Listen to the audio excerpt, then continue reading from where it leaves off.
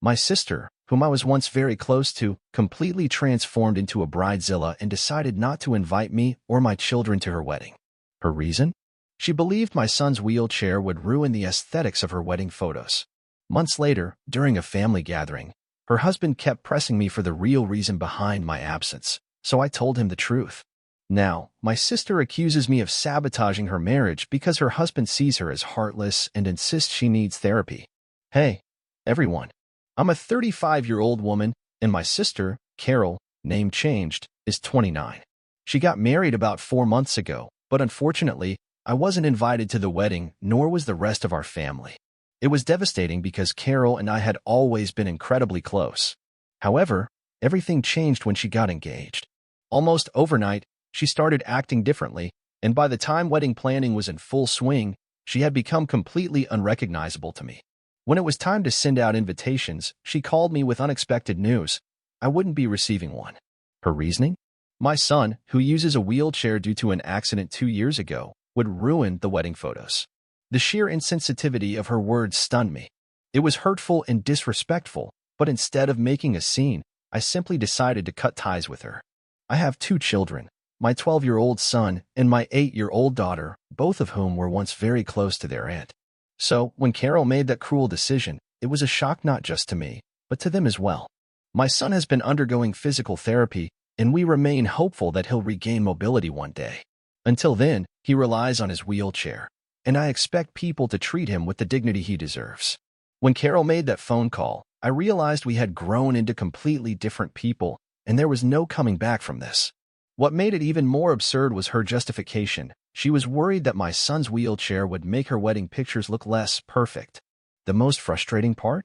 There was an easy solution. If she was really that concerned, she could have simply asked the photographer not to include him in certain shots.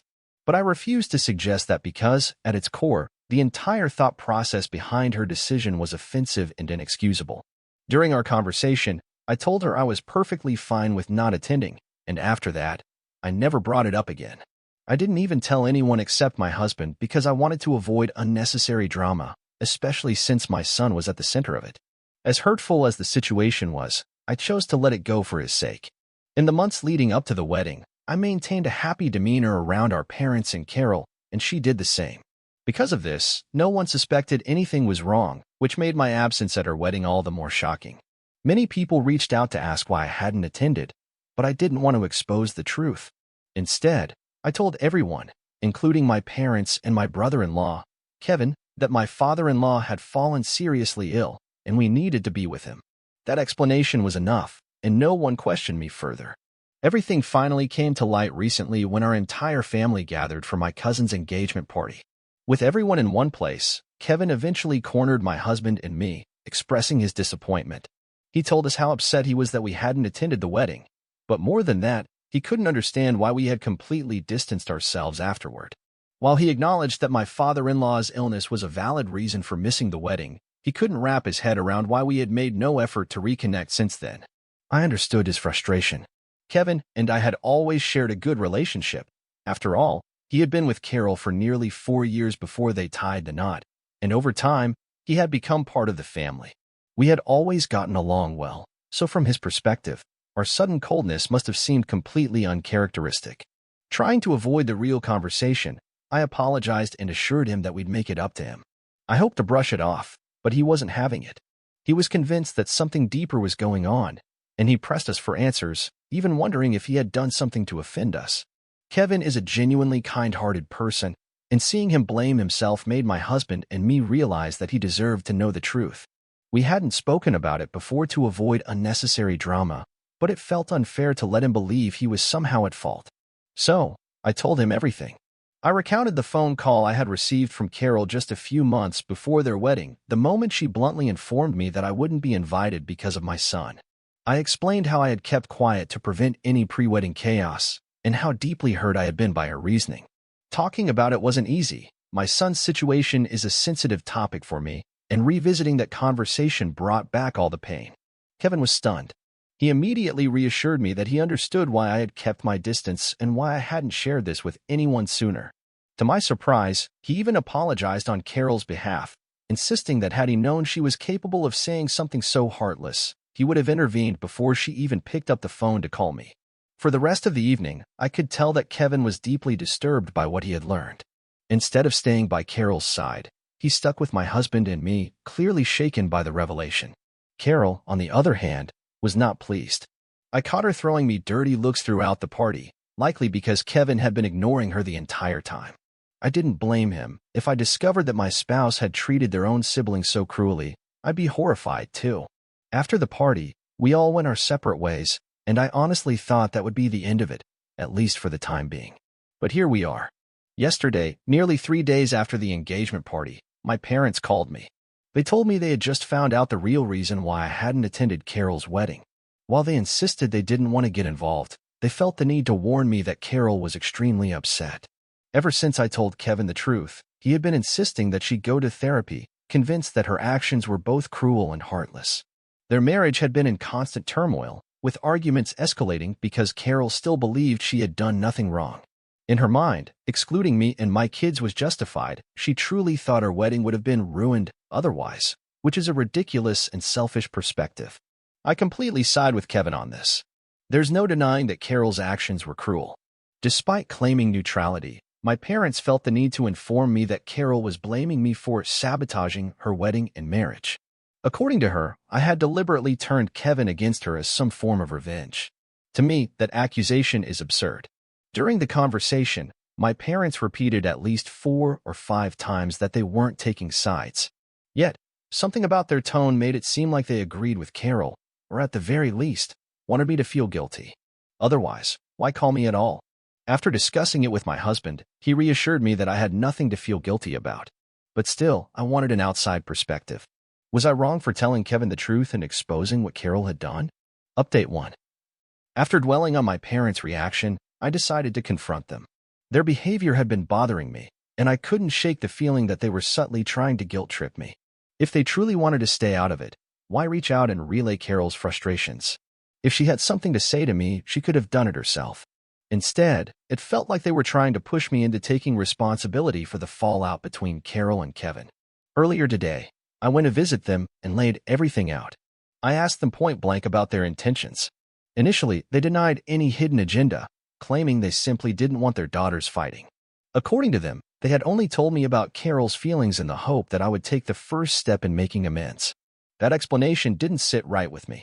If their goal was to mend things, why not tell Carol to reach out to me instead? If they were truly staying neutral, why intervene at all? It felt manipulative, and I wasn't about to be played. So, I called them out, letting them know I wasn't naive and could see right through their reasoning. That's when they finally admitted the truth. A part of them did believe I was at fault for telling Kevin. They thought I had no real reason to bring it up, especially since months had passed and everyone had supposedly moved on. In their eyes, I had unnecessarily dredged up the past and disrupted Carol's happy marriage, just to get back at her. Hearing this was both offensive and disappointing. I had never intended to create problems in Carol's marriage, nor did I have anything to gain from doing so. The fact that my own parents assumed I was being vindictive was deeply hurtful. Honestly, I don't regret telling Kevin the truth. He deserved to know who he had married. But now, I can't help but wonder, why is everyone so quick to excuse Carol's cruelty while blaming me for simply speaking the truth?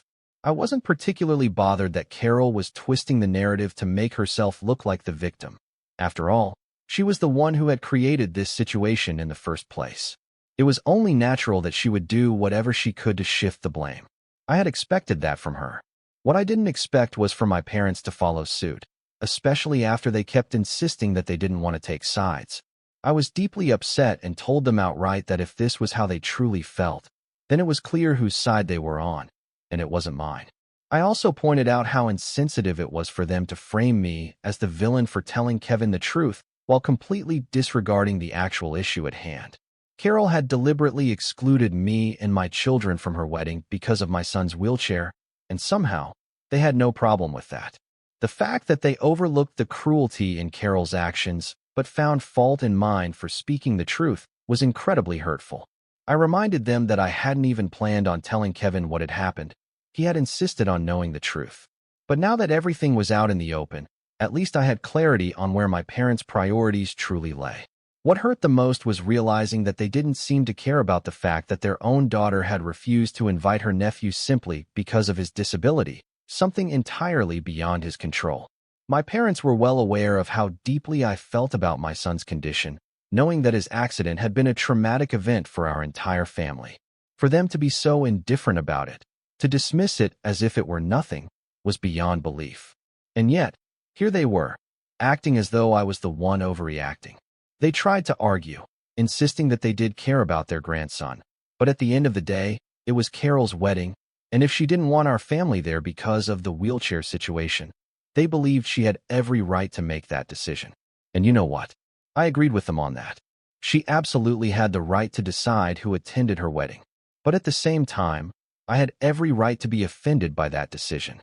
I had every right to distance myself from her. I had every right to cut her off and never speak to her again. And most importantly, I had every right to tell her husband the truth about what she had done. If Carol had made that choice, then she should have had the courage to own it instead of hiding behind lies. But my parents refused to see it that way. They kept saying I was blowing things out of proportion and that I had no reason to tell Kevin what had happened, accusing me of stirring up unnecessary drama. Even after I laid out all these valid points, they still stood by Carol, making it painfully obvious where their loyalty lay. At that point, I saw no reason to continue the conversation. I left, knowing full well that they had chosen their side, and I wanted no part in it. When I got home, I told my husband everything, and he reassured me that I had done the right thing, not just by confronting my parents, but also by telling Kevin the truth in the first place. And honestly, now that I've taken a stand, no one else's opinion matters to me anymore. Update 2. I recently blocked Carol on every platform because I have no interest in hearing from her. It's been about a week since the engagement party and 3 days since my fallout with my parents. At this point, I've cut off contact with all of them because I simply don't want to engage in any further drama. Everyone is blocked, except for Kevin. We haven't spoken since the party, but I see no reason to cut him off. Since I had blocked everyone, Carol decided to take a different approach. She reached out to my son on Instagram, asking him to put her in touch with me because she needed to discuss certain things. When my son told me about the message, I was far from happy. Not only did she ignore my clear boundaries, but she also dragged my child into a situation that had nothing to do with him. My son was confused as well. Over the past few months, we had barely spoken about his aunt, let alone to her. While he didn't know the full details of what had happened, he had picked up on the tension. He's a bright kid, and even though I had managed to dodge his questions in the past, he had asked multiple times about what was going on between me and Carol. This time, however, he was more insistent. Carol had outright told him that I had blocked her, and for him, that was a drastic move. He wanted to know why. At first, I hesitated. My instinct was to protect him from this mess, to keep him from feeling any unnecessary pain. But then I realized that keeping secrets from him wasn't fair either. He was growing up, and soon enough, he would be able to make his own choices about who he wanted in his life. I didn't want him to find out the truth from someone else, or, worse, from a distorted version of events that painted Carol as the victim. So I told him. I explained why we had skipped his aunt's wedding, the cruel reasoning behind her decision, and how she had chosen to exclude us because of his wheelchair. I braced myself for his reaction, unsure of how he would process such a painful truth. After all, while I was deeply sensitive about his injury, I knew that for him, it was an even more personal wound. To my surprise, he took it far better than I had expected. He thanked me, not just for telling him the truth now, but for shielding him from it for as long as I could. He admitted that the curiosity had been bothering him for a while, and now that he knew, it all made sense. He told me he completely understood why I had blocked Carol and assured me that he wasn't upset. Even so, I wanted to make sure he was truly okay. I didn't want him to feel abandoned or rejected by his family. For a brief moment, I even second-guessed my decision, wondering if I had burdened him with unnecessary pain. But the more we talked, the more I realized just how mature he was. He told me that, eventually, he would have found out anyway because this wasn't the kind of rift that the family could just sweep under the rug. And then he said something that really stuck with me. He told me that while other kids in his position might not have wanted to hear something like this, he preferred honesty. After everything he had already been through, this kind of petty behavior didn't faze him anymore. Hearing that reassured me. My son had already endured so much, and yet here he was, handling this revelation with more grace and wisdom than many adults. Hearing my son talk about this with such a brave face, despite knowing how close he and Carol used to be, made me incredibly proud. It reassured me that my husband and I had raised him right. So, in the end, I'm truly glad I chose honesty and transparency with him. Since our conversation, I've kept an eye on him, trying to see if he's genuinely okay or just putting on a front for our sake. But from everything I've observed, he really doesn't seem to care what his aunt thinks. Of course, deep down, I know there must be some hurt, but he has so many people who love and support him. He has me, his dad, and most importantly, his sister, who is always there for him. He has friends who have never left his side, always including him in everything they do. His teachers are incredibly kind and supportive. With time, I know all his wounds, both physical and emotional, will heal. And even if he does struggle, I know that we will always be there for him. That's something I'm absolutely certain of. Update 3. Before I get into what happened today, I want to address some concerns that people have raised about my decision to tell my son the truth. My son and I have always had an open and honest relationship. My husband, my parents, and I have always believed that honesty is the best approach for him. I did my best to protect him from this situation for as long as I could because I didn't want to hurt him. But once he insisted on knowing, I felt obligated to be truthful with him. Because let's be real, if he hadn't heard it from me, he would have heard it from someone else. Maybe from my parents, maybe from Carol herself. And given the way she had already crossed a boundary by reaching out to him on Instagram, I wouldn't have put it past her to tell him her version of the story. She clearly had no issue dragging him into something that he wasn't involved in. So who knows how she would have twisted the truth. That's why I firmly stand by my decision. And as long as my family is okay with it, I have no regrets about handling it the way I did. Now, onto what happened this evening. My family and I were at home when, out of nowhere, Carol showed up. The moment I saw her, I knew drama was about to unfold. I didn't want my kids to hear whatever nonsense she was about to spew, so I sent them over to the neighbors to hang out. The second the kids were out of earshot, Carol launched into her complaints. She was furious that I had told Kevin the truth and accused me of having no reason to do so. She called my actions petty and vindictive, blaming me for the fact that Kevin hadn't spoken to her properly in days. According to her, every time she tried to talk to him, he either shut down the conversation or walked away entirely. And when they did talk, it always turned into an argument. She was at her breaking point. What seemed to bother her the most was that Kevin was now insisting she go to therapy. He refused to discuss anything with her until she agreed to it. And because of that, she felt like he had completely checked out of their marriage. He had started coming home later and later, seemingly avoiding her altogether. And now, she was sick of it. But the way she was speaking made it clear she wasn't upset about what she had done. She was upset about the consequences. And frankly, I wasn't about to entertain that. Personally, I didn't see anything wrong with how Kevin was handling the situation. In fact, if I were in his shoes, I probably would have reacted the same way. After Carol finished venting, I calmly told her that none of this was my fault. I refused to take responsibility for the consequences of her own actions. If she had simply treated people with kindness and decency, she wouldn't be in this position now. Calling me vindictive, petty, and vengeful was just her way of projecting her guilt onto me. Deep down, she knew she was the one who had messed up. She just wasn't ready to accept it. Instead, she was trying to paint me as the villain, shifting all the blame onto me so she wouldn't have to face the reality of what she had done. I expected her to argue back, to fight harder, to come up with more excuses. And she looked like she was about to, until, all of a sudden, she broke down sobbing right there on my couch.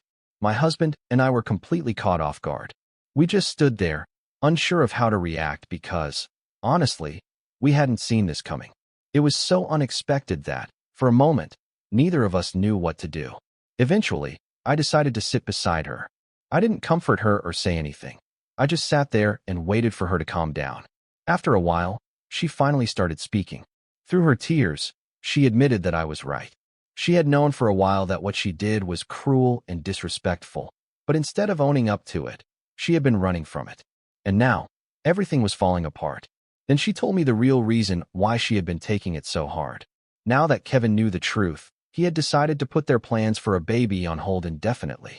That was why he was insisting she go to therapy, because after seeing how she had treated her own nephew, he wasn't sure he could trust her to be a good mother. That realization had shattered her.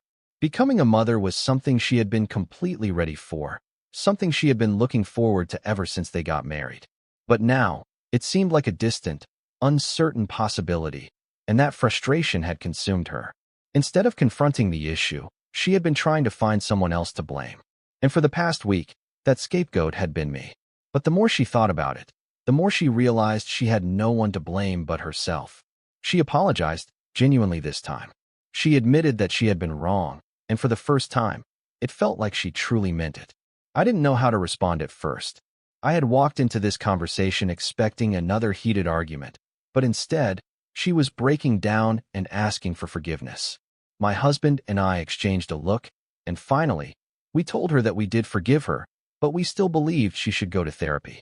Her behavior in the past few months had been deeply troubling, and while I had once struggled to recognize her, I now saw someone who was lost and overwhelmed. Maybe Kevin was right. Maybe she really wasn't ready to be a mother just yet. It was a harsh truth, but one that needed to be said. She cried even more after that, and at that point, I did console her, if only because I felt bad for her. But as she was leaving, I made one thing clear. I still wanted to remain no contact for a while. I wasn't over everything that had happened, and I needed time to heal from it. She didn't argue. She just nodded, accepted it, and told me she would keep her distance. I don't know what the future holds, whether my sister and I will ever fully reconcile or not, but for now, I'm at peace with how things are. Since my fallout with my parents, I haven't spoken to them, and even if I do eventually mend things with Carol, I don't think I'll be doing the same with them. It was never an obvious case of favoritism, but over the years, I've noticed that my parents have always had a soft spot for Carol. They try to be subtle about it, but I picked up on little things here and there.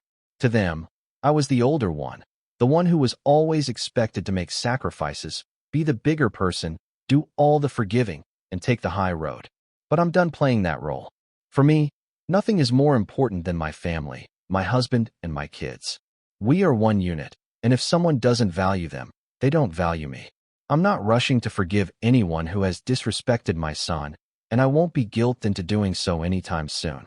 After Carol left that day, I sat down with my son and told him that she had apologized. I left it entirely up to him whether he wanted to forgive her or not. His response? He shrugged it off and told me it didn't matter to him either way. He had already decided not to let things like this affect him, so her apology didn't change anything. Honestly, I admire his ability to stay so calm and detached about it, but he's still young, and I don't know how long he'll feel that way. For now, though, he's at peace with his decision, and that's all that matters. Update 4. Hey everyone, I've been sharing this news everywhere, so I wanted to update here as well. It's been 3 years since my last update, and I have some incredible news. My son has started walking again with the help of crutches. He still needs some assistance getting around, and he's adjusting to moving without his wheelchair, but every day, he's getting stronger. Of course, when he gets too tired, he still needs the wheelchair, but his doctors have given us hope that with time, he may eventually be able to walk without any aid at all. This is such an exciting time for our family, and we are absolutely overjoyed. As for Carol, we're not as close as we used to be, but we do talk occasionally. I reached out to congratulate her when she had her baby, and a couple of weeks ago, she messaged me to congratulate my son on his progress after I shared an update on social media. Yes, she and Kevin finally had a baby. After going through counseling, they were able to work through their issues and rebuild their relationship. Things between us will probably never be exactly the same as they once were, but she has apologized to both me and my son, and for now, this level of interaction works for me. Maybe one day, we'll fully reconnect, but I'm not rushing anything. As for my parents, we're still not on speaking terms, and honestly, I'm perfectly fine with that. I've built a happy life with my husband and kids, and now, with my son's progress, I feel even more at peace than ever before. Life is good, and that's all I could ask for.